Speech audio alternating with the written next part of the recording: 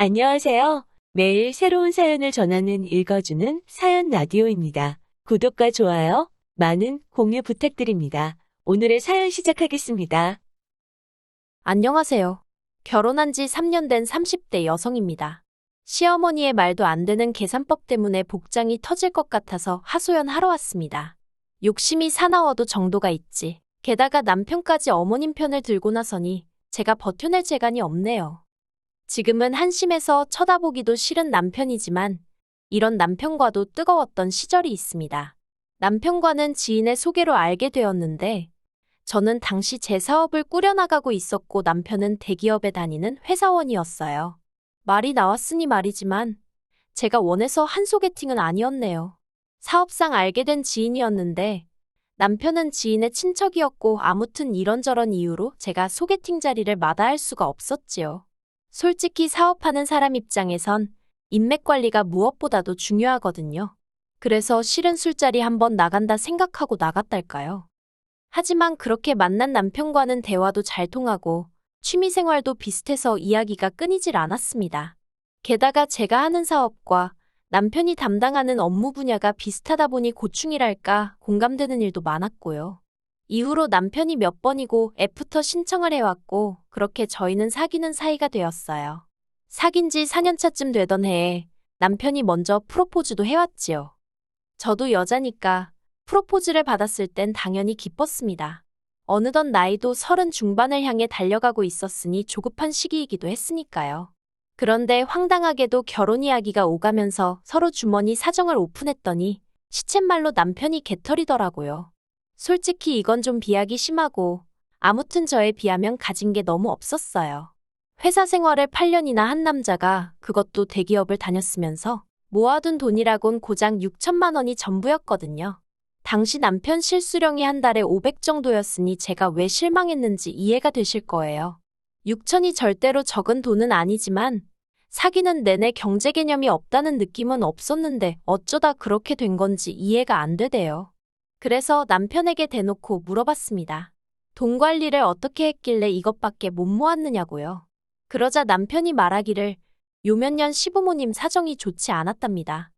아버님은 대기업을 다니시다 사업을 하시겠다며 하루아침에 가족들과 상의도 없이 회사를 관두고 나오셨대요.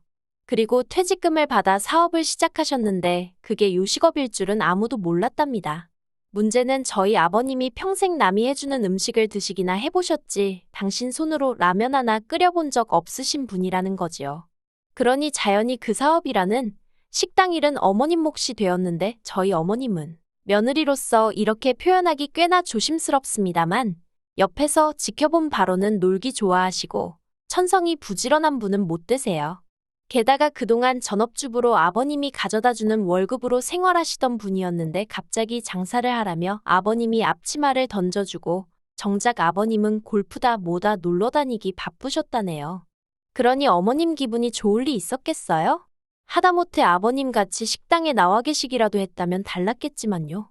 아무튼 그래서 어머님도 식당 일을 등한시하기 시작하셨고 그러니 이른바 오픈빨로 생겼던 몇몇 손님들도 다 떨어져 나가더랍니다.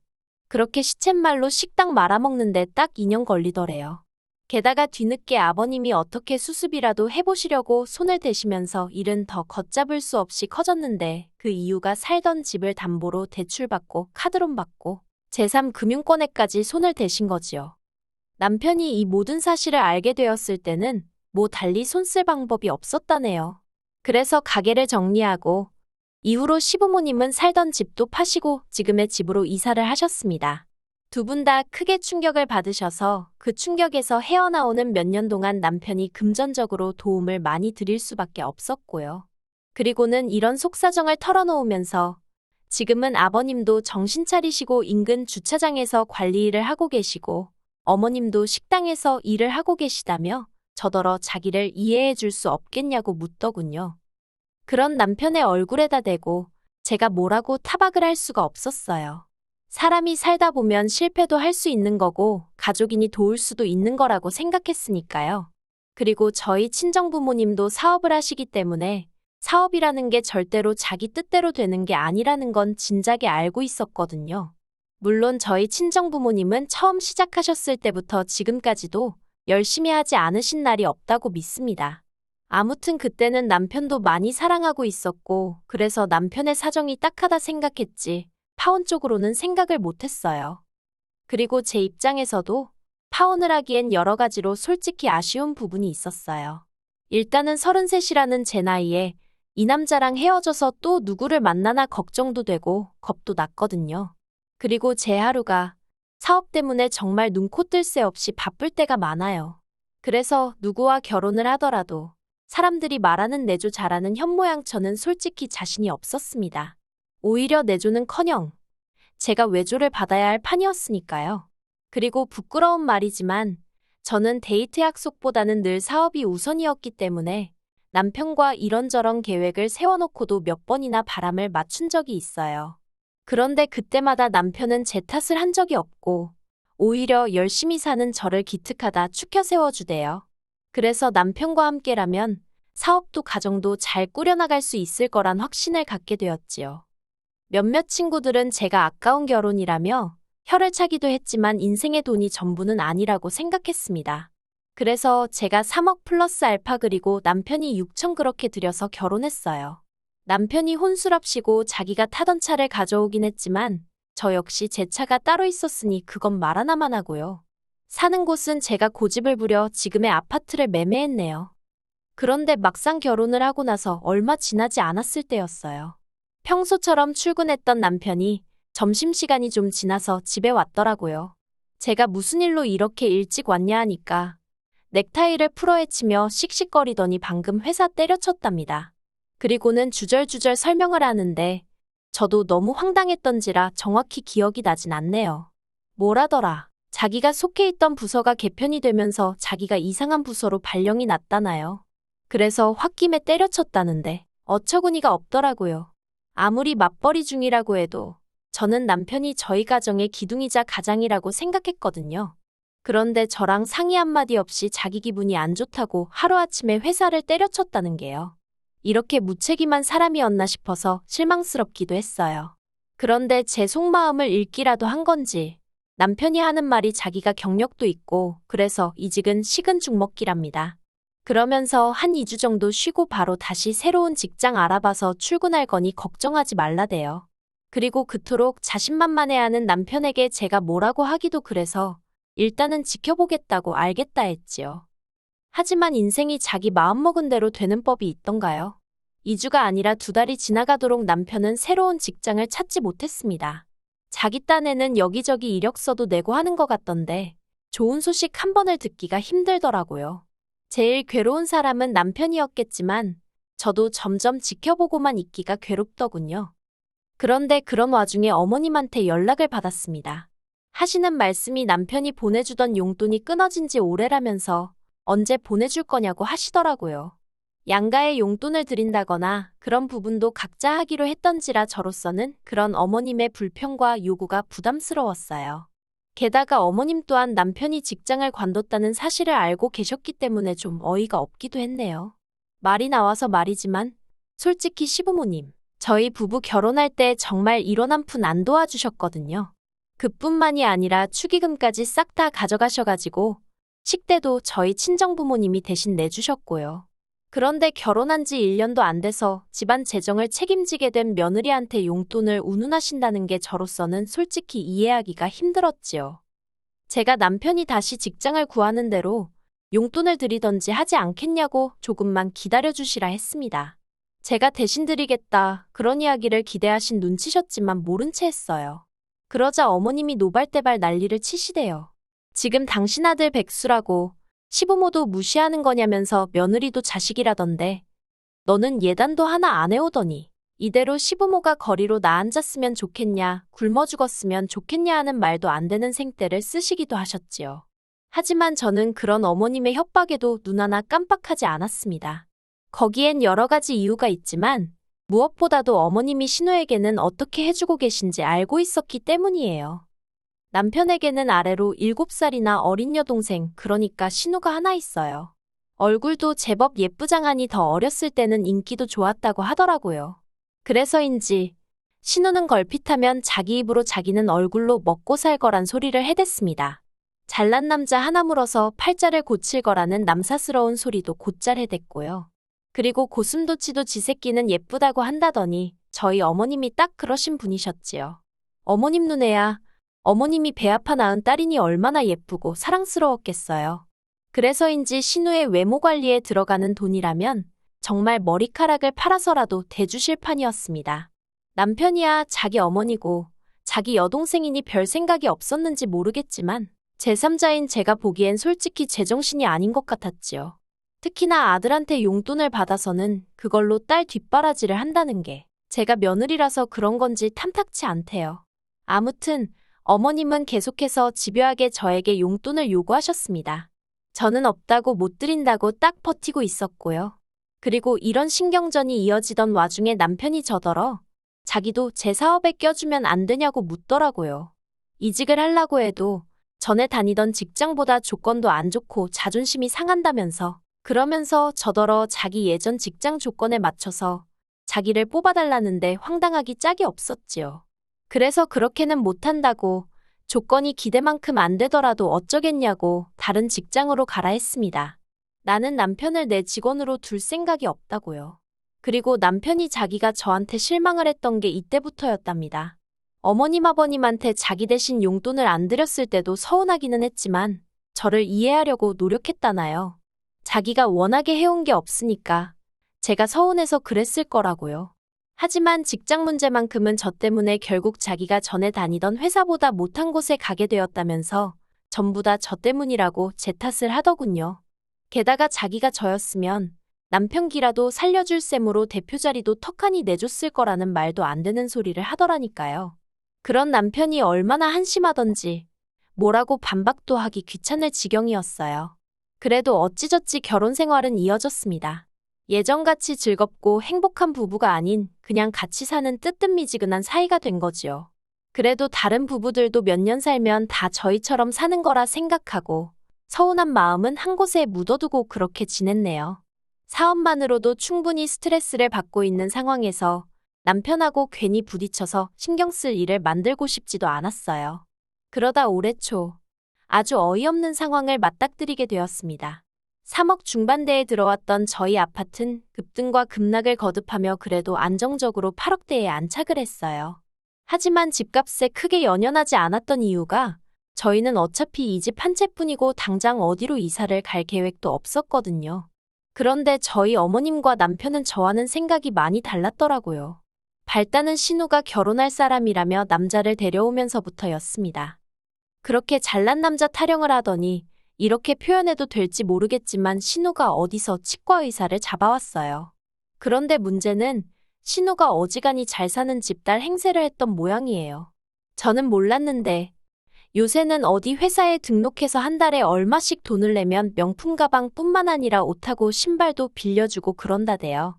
그리고 저희 신우가 떡하니 그런 회사에 등록을 해놓고서는 한마디로 매일같이 남의 것을 빌려다가 명품녀 행세를 하고 다녔더라고요.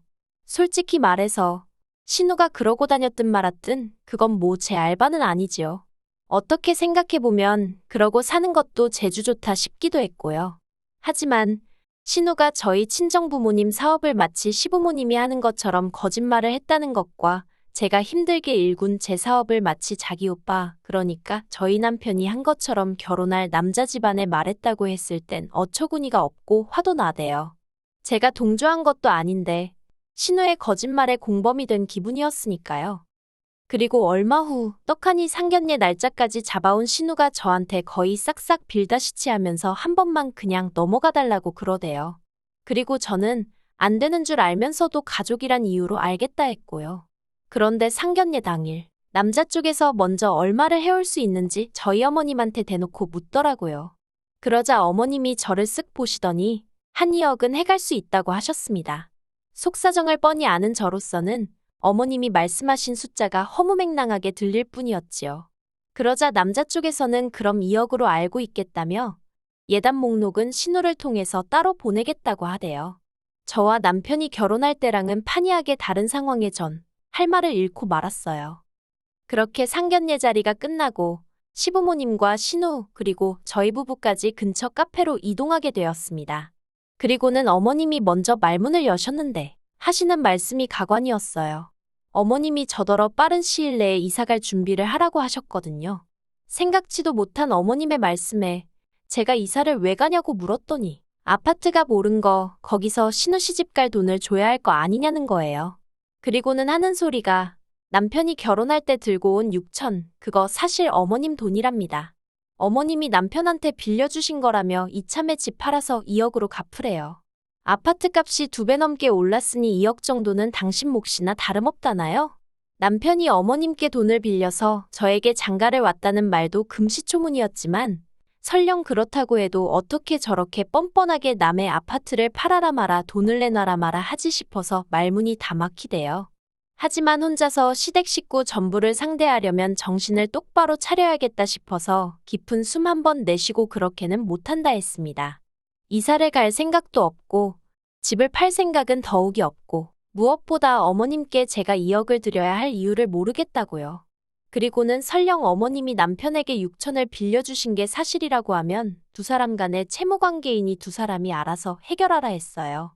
아파트는 오롯이 제 명이고 아파트값 3억 6천 중 6천 정도만 남편이 부담, 나머지는 전부 제 돈이었으니까요. 제가 정말이지 어머님이 한마디 받아칠 틈도 들이지 않고 따다다다 쏘아대듯 말을 이어갔네요. 그러자 어머님은 물론이고 아버님과 남편, 신우까지 어이가 없다는 듯 저를 쳐다보더군요. 그러든지 말든지 할 말만 마치고 제가 먼저 자리에서 일어났어요. 정신없이 카페를 빠져나와 막 신호등을 건너려는데 따라 나온 남편이 제 손목을 잡아채더니 당장 들어가서 어머님께 죄송하다 하랍니다. 어머님 말씀이 틀린 거 하나 없다면서 자기 몫에 6천이 없었으면 돈이 부족했으니 지금의 아파트를 사지 못했을 거 아니냐대요. 그러니 2억 정도는 자기 몫이 맞다면서 말도 안 되는 그의 계산법에 저러니 이직을 못했지 싶어서 혀를 다 차게 되더라니까요. 제가 그렇게는 못한다 했습니다. 그러자 남편이 그러면 지금 당장 자기 6천 돌려주고 이참에 갈라서자대요. 전 처음에 제 귀를 의심했어요. 아무리 남편이 한심하고 미운 순간들이 있었어도 이혼하자 소리는 입에 담아본 적이 없었는데 남편은 이혼을 무슨 무기처럼 남발을 해댔거든요. 저는 그대로 카페에 되돌아가 어머님께 6천이고 뭐고 그건 못 드리니 대신 남편이나 데려가시라 했습니다. 어머님 아들이 먼저 이혼 이야기를 입에 올렸으니 저도 이대로 참고만 있을 수는 없다고요. 그리고 말해 뭐 하겠어요. 어머님이 저더러 싸가지도 없는 게 시애미한테 와서 이혼을 한 해 어쩌네 그런다며 욕을 해대시대요. 뭐라더라. 저더러 은혜를 모르는 배은망덕한 X, 도둑 X라나요. 결국 남편과 저는 돌아올 수 없는 강을 건너듯 서로에게 씻을 수 없는 상처가 될 말들을 토해냈어요. 그렇게 이혼 소송을 시작했습니다. 남편은 위자료로 2억도 아니고 3억을 요구했는데 저 솔직히 말해서 그냥 남편 돈 토해주고 이혼할까? 아니면 신호혼수 내가 해주고 상황수습 해버릴까? 나름대로 별 생각을 다 했거든요. 그런데 3억 소리 딱 듣고선 1원 한 푼도 안 준다 아니 못 준다로 마음을 고쳐먹었네요. 그리고 신우는 결국 파혼했어요. 신우가 해온다는 돈도 안 해오지.